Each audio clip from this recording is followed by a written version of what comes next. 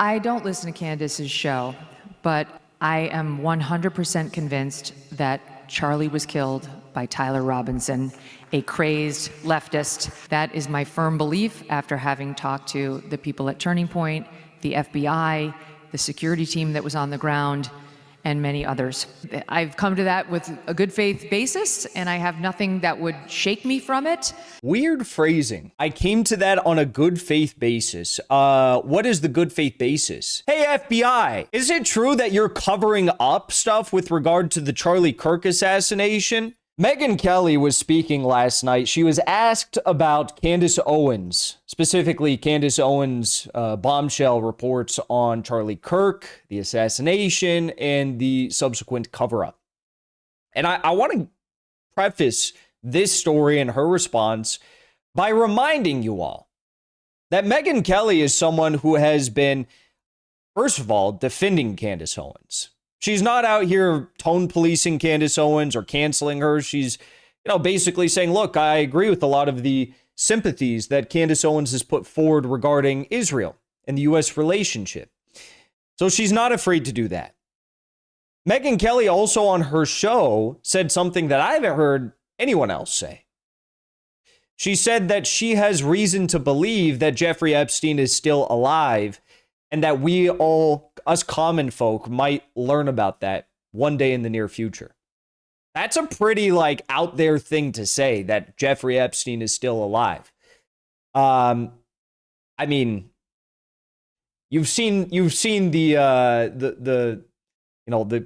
I guess the corpse photos of Jeffrey Epstein in the jail or wherever they had his body. And I mean, if you look at the nose, if you look at the ears, these things, they don't add up. But to come out and say that she has received either proof, I believe it was, or she said she received verifiable sources came out and told her that Jeffrey Epstein's still alive and we're going to find that out.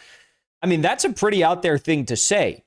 So one has to wonder why she is, not willing to look into this. And it's not only that she's saying, I recuse myself from this Charlie Kirk questioning because Charlie was such a close friend and I just, I can't handle it. She's saying, I believe everything TPUSA says. I believe everything Kash Patel says. I've talked to the FBI. I believe what the FBI says.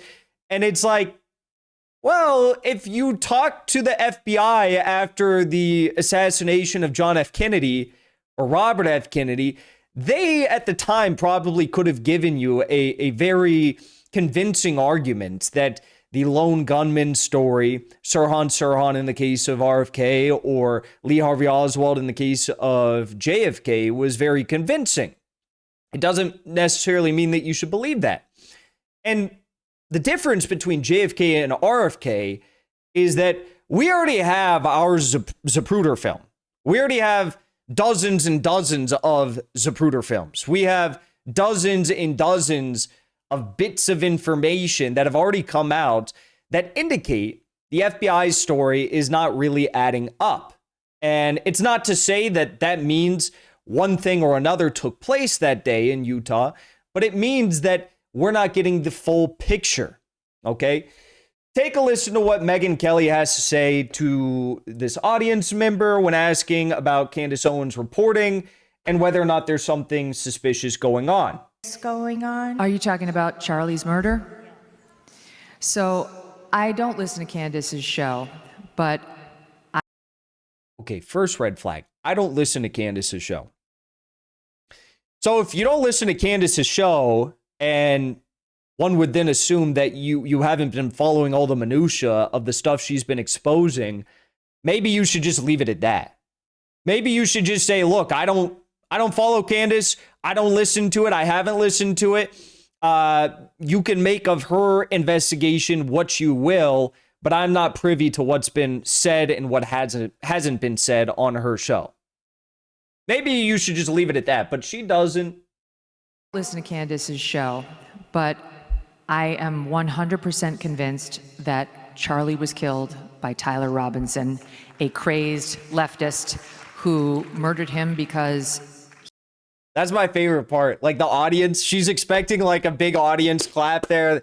the crazed leftist, the one that had the tranny girlfriend. Big audience clap, but it's actually just like no one clapped because 300,000 live concurrent viewers are tuning into Candace Owens each and every night to listen to this investigation and what she's uncovering. Not the round of applause that I think Megyn Kelly expected there. He didn't like Charlie's messaging on the trans issue. That is my firm belief after having talked to the people at Turning Point, the FBI, the security team that was on the ground, and many others. And I've come to that with a good faith basis, and I have nothing that would shake me from it. Weird phrasing. Weird phrasing. I came to that on a good faith basis. What is the good faith basis? You went to the people that succeeded Charlie Kirk at TPUSA, who have very questionable ties, politically speaking, ties speaking with regard to the donors that were going to cancel their contributions to TPUSA because of Charlie Kirk's stance on a variety of issues, including Israel. You went to them and you asked them, is Candace Owens lying? Is she telling the truth? Okay, number one. Number two, she said, I went to the FBI. I spoke with my contacts at the FBI. That is not a... You may approach these conversations in good faith. You may say, I really want to get to the bottom of this. Hey, FBI, is it true that you're covering up stuff with regard to the Charlie Kirk assassination? Hey, FBI, are the questions that Candace Owens is asking about you and your investigation, and by the way, I don't know what these questions are because I'm not watching her show. Are these questions, they have any grounding? Are they have any, root in reality? That's not good faith. That's called being a numbskull. That's called literally not doing your job. Her job is to be a commentator, journalist, reporter, going to the FBI to ask about an alleged cover-up involving the FBI. That's not doing your job. That's not good faith. And there's no way you could come to a conclusion by just doing that about what happened. But she doesn't just say she came to a conclusion. She says, I have nothing that would shake me from it. I have nothing that would shake me from the conclusion that I've drawn. Well, that's just weird to say about anything. Shouldn't you always be open to new information that may change your mind about any given subject? It doesn't have to be an investigation into an assassination. I mean, it could be about the president of the United States and his job performance. It could be about, I don't know. It could be about the war in Ukraine. It could be about the genocide in Gaza. I mean, shouldn't we always be open to new information that would change our minds and better inform us about what is going on in the world around us? But she says, there's nothing that could change my mind. No new information could change my mind. I asked Kosh Patel's assistant.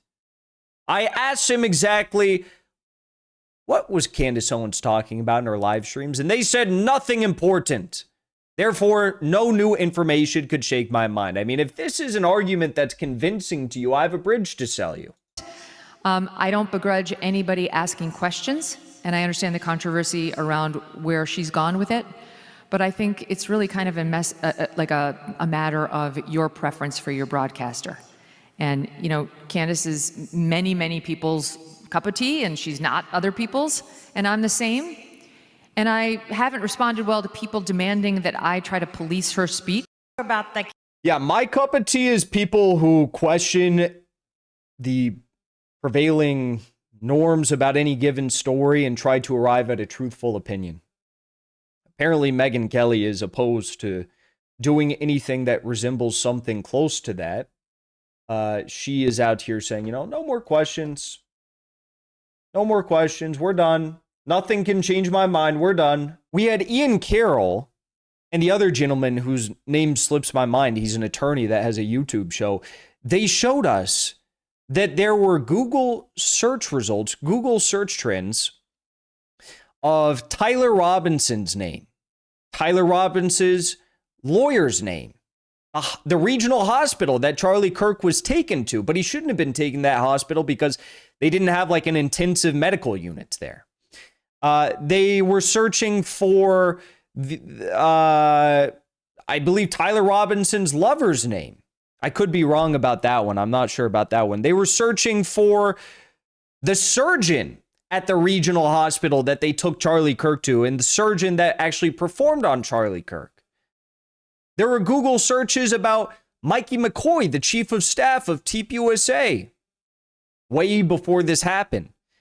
All these searches took place right after the Dave Smith, Tucker Carlson TPUSA event, where Dave Smith debated that Zionists and made Zionism look absolutely ridiculous.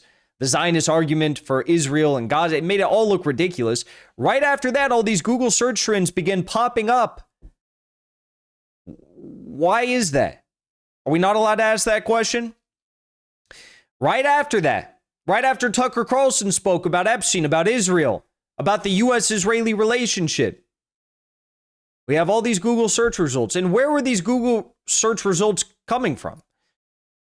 They were coming from Washington, D.C., the Cayman Islands, but for the most part, they were coming from Israel. And if you take these Google searches and you try to plug them into Orange County, California, nothing comes up. Nothing comes up.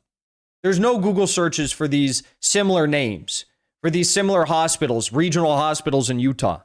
There were Google search results from Israel back way before this happened, way before the tragedy at Utah Valley University happened, searching the exact street name and address where the gun was found.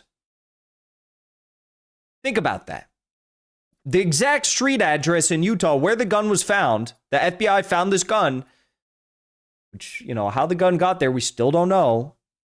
Even judging from the video of allegedly Tyler Robinson running off of the rooftop, it still doesn't make sense where he was carrying that gun, because it doesn't disassemble easily. And we also know that the gun they claim to have found doesn't match the bullet that would have entered Charlie Kirk's neck. That exact address was searched in Israel before the shooting took place. But don't ask questions, you know. Maybe, you know, we're not your cup of tea. Maybe Megyn Kelly is more your cup of tea. Maybe you want to be spoon-fed a bunch of bullshit by Megyn Kelly and call it a day. Maybe Megyn Kelly should just keep her mouth shut